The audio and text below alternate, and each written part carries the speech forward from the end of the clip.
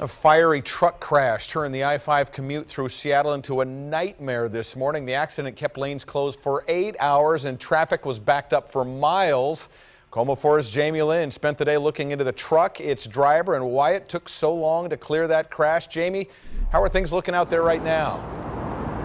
Well, Eric, things are looking way better than they were earlier today. I'll show you why. Take a look. Traffic is actually moving at this point. That was not the case early this morning and well into the afternoon.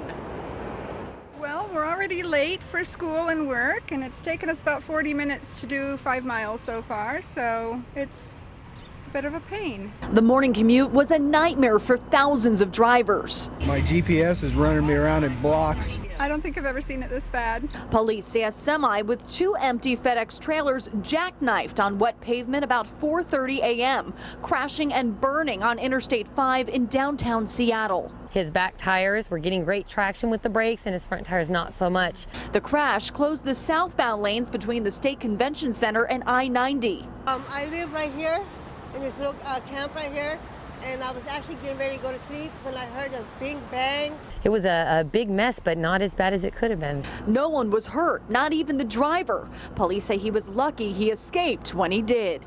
It did catch on fire, and he was very lucky. When we pulled that tractor out, it actually broke into 2 separate pieces, so there was a considerable amount of fire damage.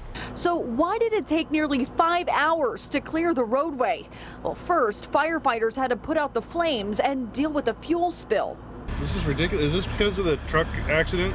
Then the State Patrol's accident investigation took some time. And then heavy tow trucks had to come in and lift the mangled cab and trailers off the concrete barriers. And then the barriers had to be inspected for safety. Traffic didn't get back to normal until early afternoon because drivers were then stuck in backups on the detoured routes. There's only been one other time I've seen it. Actually, this is worse than the last time, but it's pretty bad. It's pretty bad.